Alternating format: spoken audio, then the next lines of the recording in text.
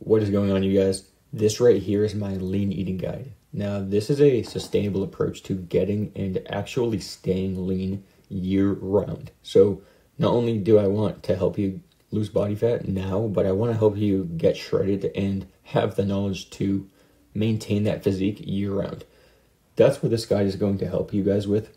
Whether you're somebody that wants to step on stage and get diced to the absolute bone, or you're just somebody that wants to lose 5 or 10 pounds of body fat, if you apply the principles in this guide, you will achieve your ideal physique. And that is the name of my coaching program, Achieve Your Ideal Physique. Everybody's is going to be slightly different, but there are a lot of similar parallels when it comes to what works and what doesn't.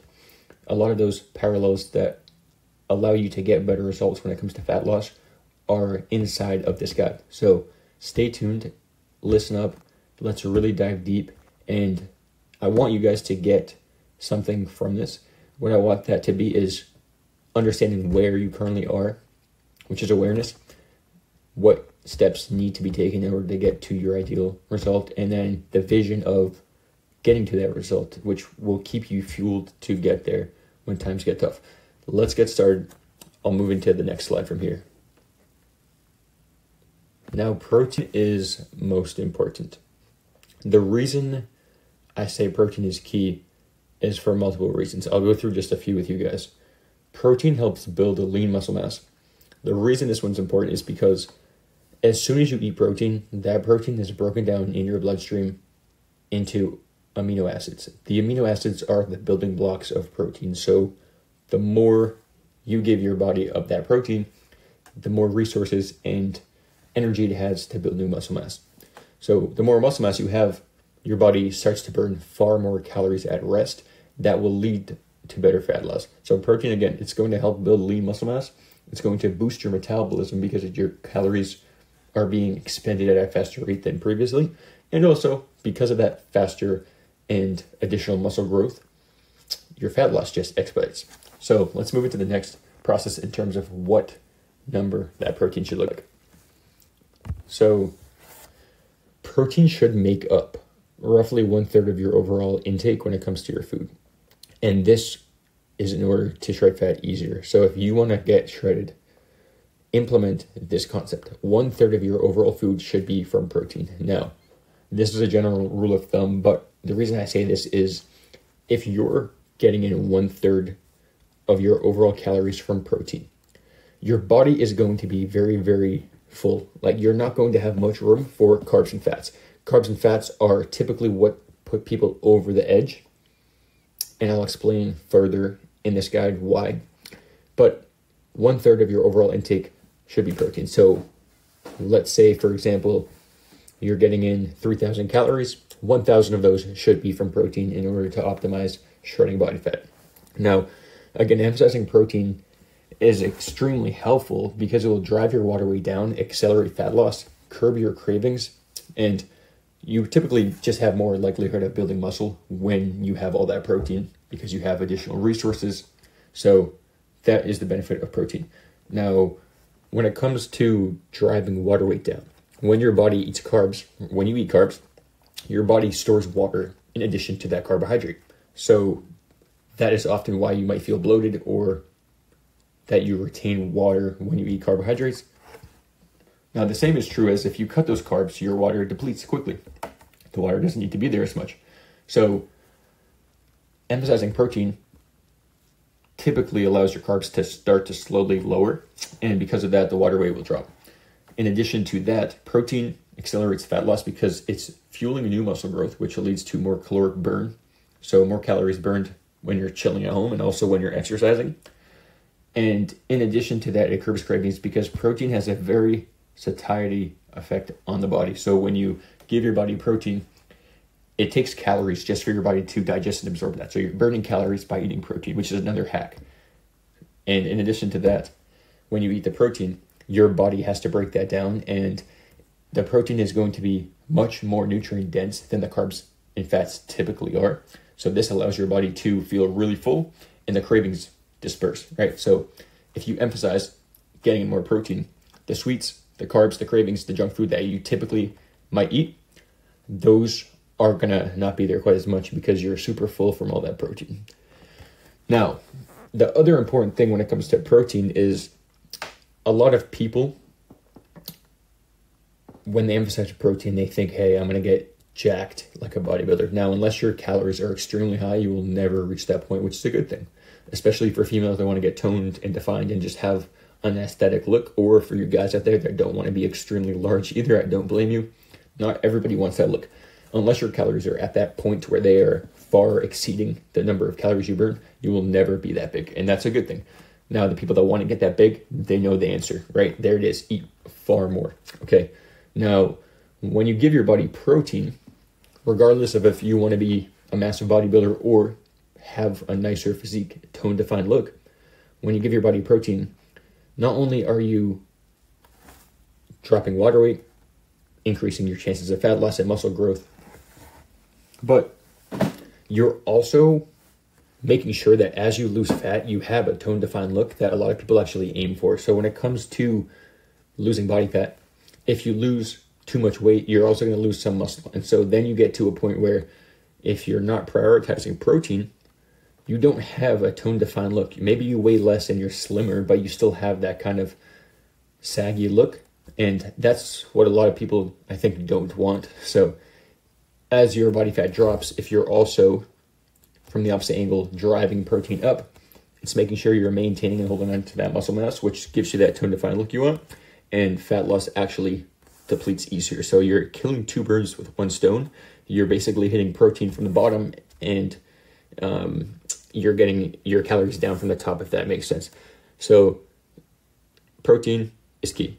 Now, let's talk about what you actually should be doing when it comes to the other nutrients. Now, when it comes to carbohydrates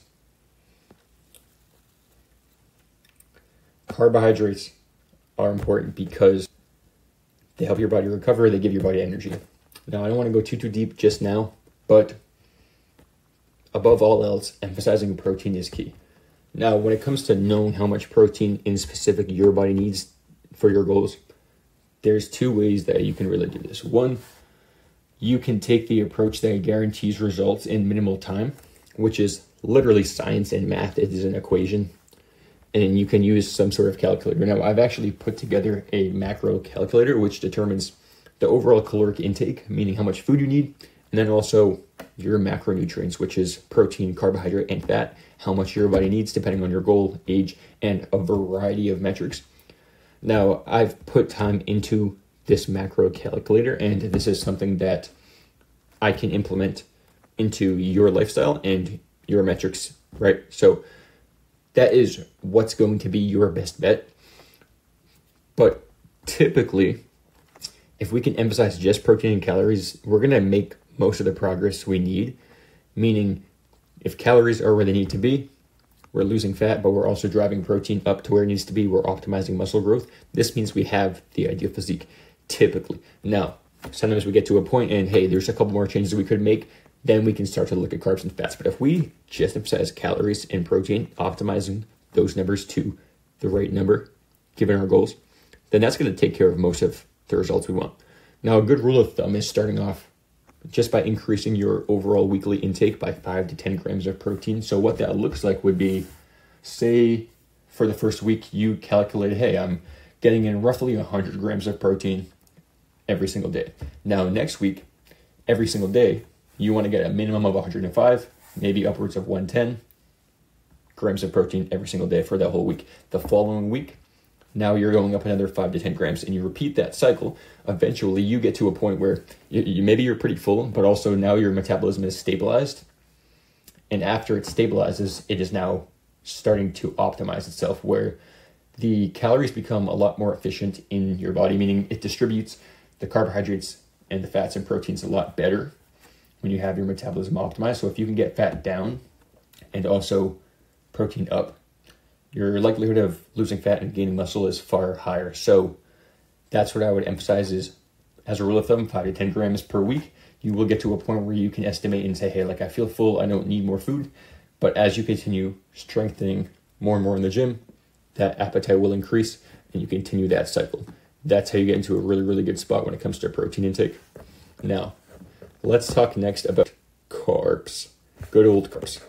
Now, carbs aren't bad. I know I kind of gave a rap before, but the truth of the matter is carbohydrates store water as you store them, right? So if you eat carbohydrates, your body is also going to store water in there. The carb has to bond with that water.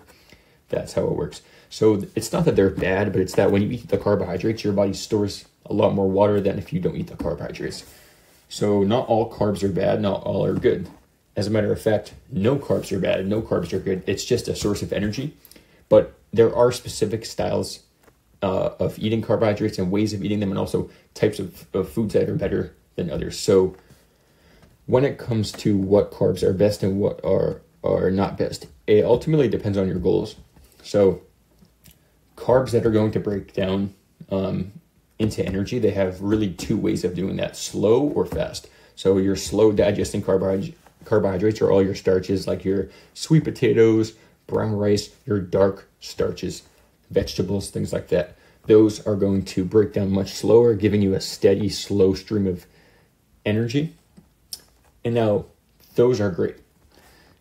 They could be bad if you don't eat them at the right times, but they can be good if you eat them at the right times. I'll get into that in just a second. Now, when it comes to your fast digesting carbs, this could be something as simple as like a Snickers bar or actual candy, or it could be white rice, white bread. Typically, the white starches break down into sugar far quicker than the dark starches do, but both of these starches break down in the body into sugar, similar to how the protein breaks down into amino acids. And that similar sort of concept, the carbohydrates, whether they're from the dark starches or the light starches, they break down into sugar. And so that could be a good or a bad thing depending on when and how you eat them, right? So let's get into that now, which is really carbohydrate timing and overall timing of when to eat these.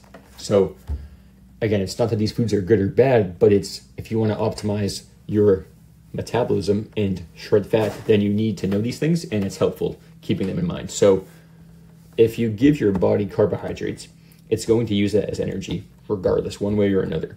So whether it's the carbs they break down quick as fast energy, which is what I'm talking about here, which is your white starches, or whether it's your darker starches, which still break down quick but a little bit slower. Either one, these will break down into sugar, and this is what your body uses as energy. So if you eat those carbohydrates right before your workout, specifically the ones that break down fast, like the white starches, then your body has a constant supply of energy, and you're going to burn typically most of, if not all of that off in your workout. Now, if you eat the dark starches, it's going to have the same effect, but it doesn't digest and get to your bloodstream as quickly. So maybe knowing that, you eat that 45 minutes, an hour before, 2 hours before, something like that. That is really what the difference is between the dark and the white starches. Now, if you eat the workout, the post-workout meal, say you include carbs, that's another good way to do it. Because you use it as energy, you want to try to do it around the workout, because if you don't use it as energy, it's more likely to be converted as body fat. Now, with the exception of if you have muscles that need recovery, if you have sore muscle groups you've just trained and those muscles are really sore, typically the carbs are going to go to them and help them recovery. But the more we have our body fat lower and we're leaner, the metabolism is more optimized, it's more likely that we can eat these carbohydrates and they actually help us just recover and not store fat. As a rule of thumb, we want to try to have carbs more so, maybe 60 to 70% of our daily carbs around that workout window. So before and after, again, because before the workout, it's going to break down into quick energy, which we can then use to get a stellar workout. And post-workout, we also want to get carbs in quickly so we recover and they absorb into the bloodstream fast. So that's going to help. Now, that is really in a nutshell carbohydrates. And again, dark versus white, there are a lot of other health benefits, inflammation, what's better for you, what digests better. But that is really the macro of the carbs. Now, when it comes to fats, if you have your proteins and your carbs where they should be and your calories where they should be, it is an equation. So there's only so many fats you have left. And that right there solves the fat equation. So I don't want to dive too deep into that. Now, when it comes to fats, one thing I will say is males and females determine different amounts of fats dependent upon their goals, their age, and also their hormones. So fats really help you with your hormones and keeping that in check. So because males have more testosterone than estrogen and females have more estrogen than testosterone, the fats might be slightly different and vary depending on that. But again, if you have proteins, carbs, and calories where they need to be, then that pretty much gives you that answer you need, right? You kind of come to the conclusion, okay, this is what's left over. There's my fats. Now let's get to the next part. Now, we've talked about carbs. We've talked about fats. We've talked about proteins. We've talked a little bit about calories. Most importantly, calories in versus calories out is extremely crucial, because if you're getting in more calories than you're burning every single day, then your body is going to gain weight. And that's just energy. That's how it works. And now if you have less calories coming in than you're burning every single day, your body is going to lose weight. Now, that is extremely important, because that's the most important. That is the umbrella in a sense. Now, underneath that umbrella would be proteins, carbs, and fats. Now, if you have the calories where they need to be, then implement where the proteins, carbs, and fats would be. But if you don't have calories where they need to be, proteins, carbs, and fats aren't going to make the most amount of difference, right? So get the calories in check first. If you're looking to gain weight, you need more than you're consuming every day. You could start with 100 calories. You could start with 50 calories. Do that for a week, and then week over week, continue that process, right?